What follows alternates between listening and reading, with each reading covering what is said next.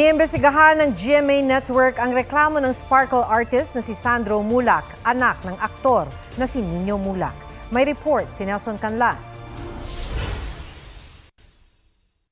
Sa isang pahayag, sinabi ng network na inireklamo ni Sandro Mulak ang dalawang independent contractors ng GMA na sina Jojo Nones at Richard Cruz. Ayon sa GMA, hindi ito maglalabas ng detalye hanggang hindi pa tapos ang investigasyon bilang pagrespeto sa hiling ni Sandro na confidentiality. Dagdag dito, sinimulan na ng network ang investigasyon bago pa matanggap ang reklamo ni Sandro dahil sa bigat ng aligasyon.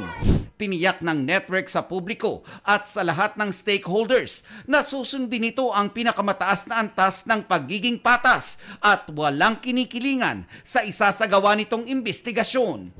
Sa isang text message sa GMA Integrated News, sinabi ni Nino Mulak na tinatapos lang nila ang paghahain ng kasong kriminal. Saka raw siya magbibigay ng pahayag. Sa isang pahayag naman, sinabi ng abogado ni Nones at Cruz na ikinalulungkot ng dalawa ang mga aligasyon sa kanila na kumakalat sa social media. Kahit daw hindi sinasalamin ng mga aligasyon, ang tunay ani lang nangyari. Sasagutin daw nila ito sa proper forum at kapag natanggap na nila ang kopya ng formal complaint, inuudyok nila ang publiko na respetuhin ang investigasyon.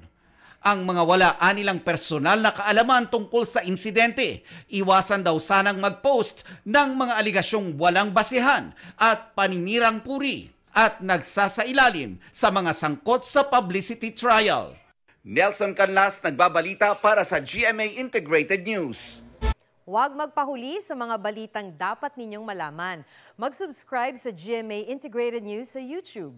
Sa mga kapuso abroad, subaybayan nyo kami sa GMA Pinoy TV at sa www.gmanews.tv.